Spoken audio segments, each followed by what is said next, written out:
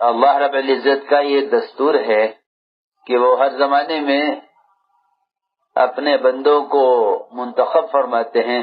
السلام علیکم ورحمۃ اللہ وبرکاتہ۔ کیسے ہیں آپ؟ سب خیریت سے ہیں؟ امید ہے سب خیریت سے ہوں گے، اور میں دعا گو ہوں کہ اللہ پاک ہم سب کو اپنے حفظ و امان میں رکھے، آمین یا رب العالمین۔ میں محمد شاداب اور آپ کا ہمارے یوٹیوب چینل گلزار زندگی میں سواگت ہے، خیر مقدم ہے۔ آج پھر ہم آپ کے سامنے ایک نئی ویڈیو کے ساتھ میں حاضر ہوئے ہیں۔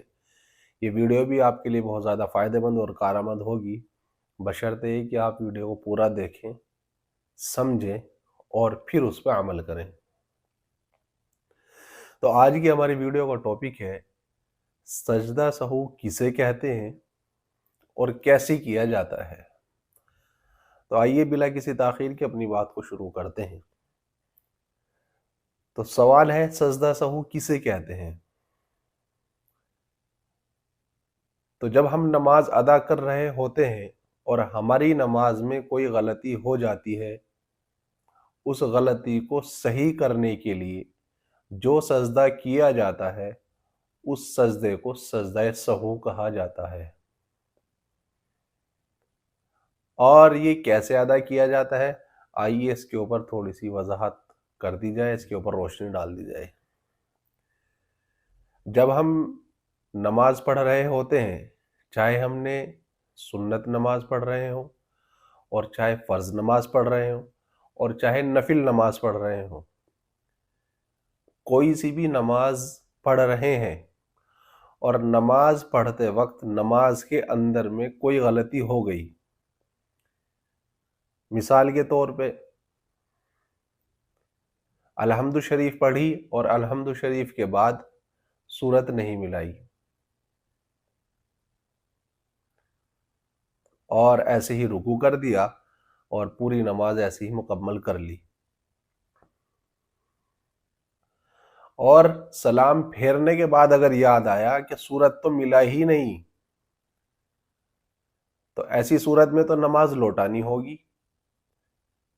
اور اگر یہ یاد آ جائے نماز میں ہی کہ سورت نہیں ملائی ہے، تو پھر آخری رکعت میں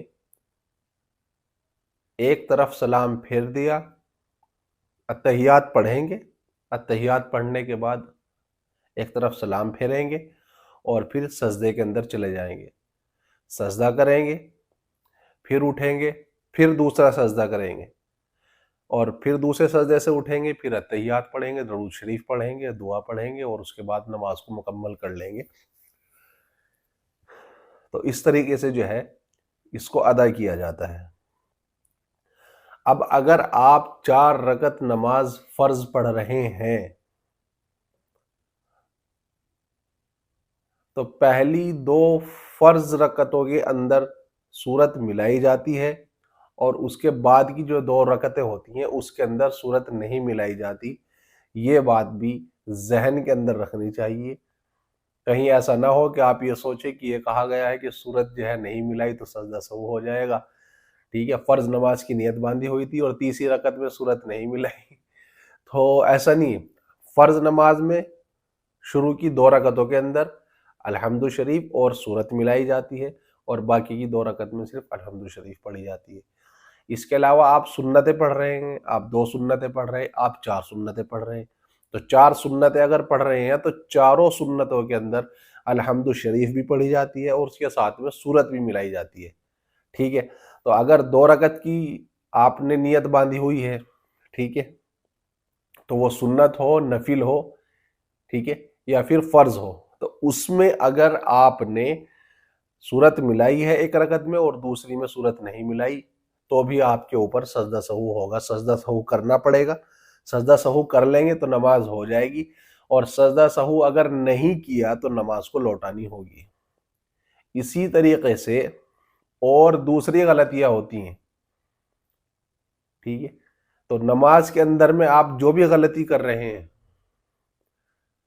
تو اگر آپ کو نماز کے اندر میں وہ چیز یاد آ گئی ہے اور آخر میں جو ہے آخری رکعت میں اس میں آپ جو ہے وہ سجدہ سہو کر لیں تو آپ کی نماز ہو جائے گی، ٹھیک ہے انشاءاللہ۔